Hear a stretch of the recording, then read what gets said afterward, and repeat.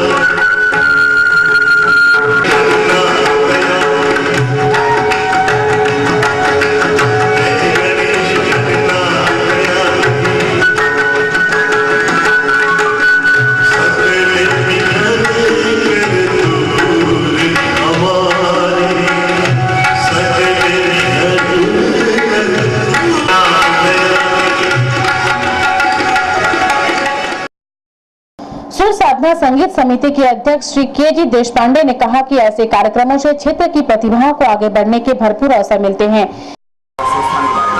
मैं किशोर गंगाधर देशपांडे आज की तारीख में इस सुर साधना संगीत समिति का अध्यक्ष हूँ।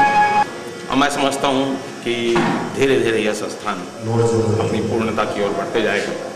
मुझे आशा ही नहीं पूर्ण विश्वास है कि सभी बालकों के कर्मचारियों बालको मैनेजमेंट के सहयोग से निश्चय ही हम अपने उद्देश्य की ओर अग्रसर होंगे। इस संस्थान की स्थापना वैसे तो लगभग 20 वर्ष पूरी हुई थी, लेकिन अलग अलग नामों से यह जाना जाता था। सुर साधना संगीत समिति के नाम से यह पिछले 8 वर्षों से जाना जाता है। यह 8वां वर्ष है जब हम यह कार्यक्रम कर रहे हैं। इसके पूर्व में पिछले 4 वर्षों के पहले हम लोग 12, 13, 15 ऐसे सदस्यों को लेकर के यह संस्थान चलाते थे।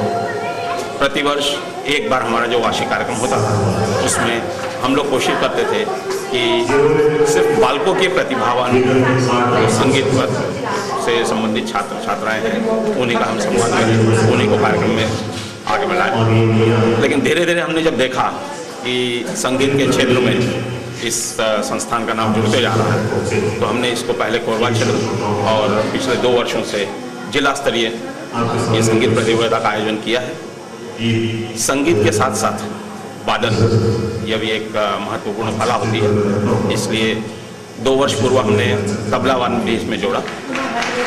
पिछले वर्ष कुछ लोगों की यह धारणा रही कि क्योंकि संगीत की 3 विधाएं होती है, नृत्य, वादन एवं गायन, तो सिर्फ नृत्य एक छूट रहा था। इसलिए इस वर्ष हमने पहला प्रयास किया कि नृत्य के भी बच्चे हमारे साथ आए, और मैं कहूँगा कि हमारा पहला प्रयास बहुत सफल रहा। इस प्रयास में हमने लगभग 15 बच्चों को नृत्य में भी यहाँ अपनी प्रस्तुति करने का मौका दिया।